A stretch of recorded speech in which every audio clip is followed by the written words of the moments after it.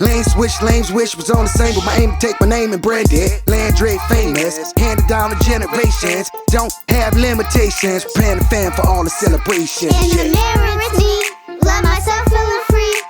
G-O-D is inside of me.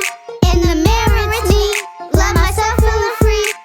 G-O-D is inside of me. Most feel threatened by your presence. It's the God in you that keep you going. Down 10 times, get up 11 and you keep on going. Glow up, glow up, glow up, glow up, yeah, yeah. Glow up, glow up, glow up, glow up, yeah, yeah.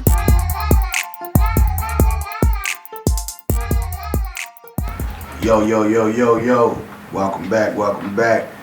Connis University of Autism. This is Big Boxx. Lil Boxx. All right. Yes, sir. All right. And other than that, we're back. And on this next one, son, basically what we're going to get into on this one is we're going to talk about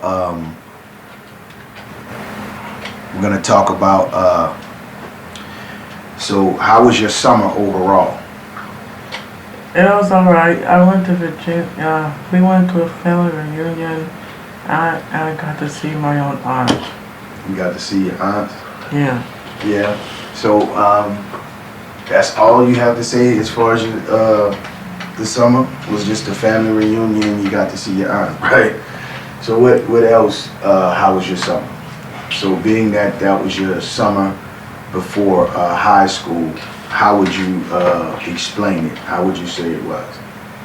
Well, to start off this summer, I did went to my graduation party. Okay. How was the graduation party? It was alright. It was all right? Mm-hmm. Okay. All right. So, what was your feeling being at the graduation party? Because that school, you was at that school since you was in kindergarten. So that was from what, kindergarten up until 8th grade, right? We're all depressed that we're leaving each other. Y'all were all depressed that you're leaving each other, yeah. And at your new school, anybody from your old school going to your new school or no? Yes, I did came across 2 old friends. 2 old friends? Okay, that's what's up. Because I know just the charter school system where a lot of those children were in, and I know it was like like 3 different charter schools within that county that everybody was going to be going to as far as high school. But then y'all charter schools, you could be from all the surrounding cities. So that was like 4 different surrounding cities. So that means a lot of your friends spread it out a lot through all those different cities, high schools, right? Mm-hmm. Okay, all right. That's what's up. So as far as after the graduation, you said you was so how do you feel about it now, being all these months and all the summer past? How do you feel about basically leaving the little kid stuff behind and basically on the big kid stuff now? How does that make you feel? I feel great about it. You feel great about it? Okay, so what actually changed as far as saying, okay, as I went through my summer, was it any kind of like big kid changes from little kid changes, or you feel like you already made that transition? I've already made that transition, I guess. You already made that transition, that's how you feel, word. Okay. All right, so in what ways you think that you made that transition? Like, I kind of matured. You kind of matured? Okay.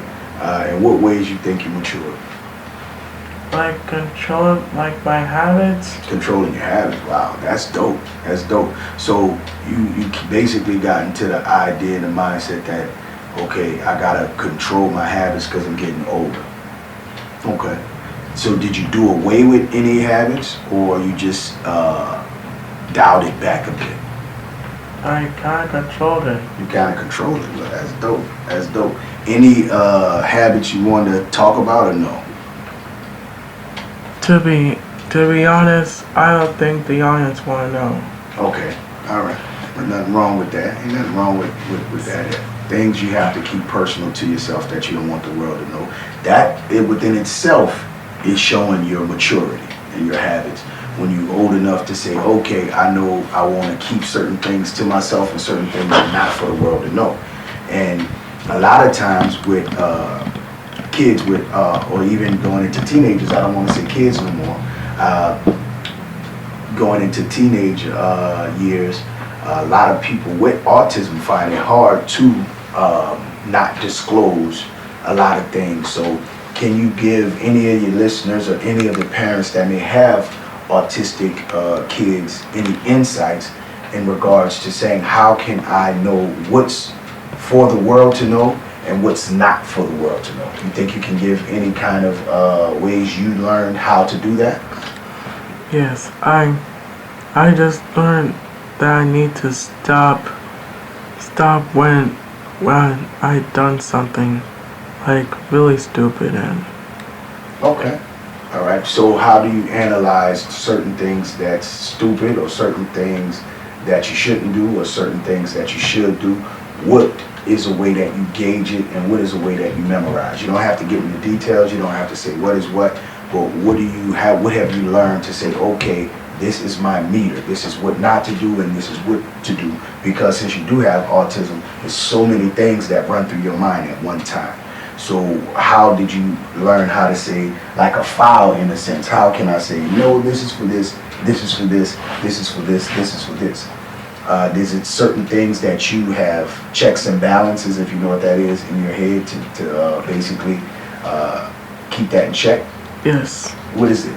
Like, you're talking to your peers, you're talking to a lot of autistic kids. Like, we know, we're 100% in black empowerment and everything, but we know autism affects all different kind of people and all different kind of genders. So in a general sense, just give one good method you use to keep yourself in check, as far as like how when Dr. Keelan taught you that time about positive thoughts, non-positive thoughts, and how to be like, okay, what is appropriate for me to say, what's not appropriate for me to say, what's appropriate for me to do, what's not appropriate for me to do. Like I said, you don't have to get specific details, because you are able to have your own stuff within your own right that you keep to yourself that's personal, which is great. I'm glad you understand that now at 14.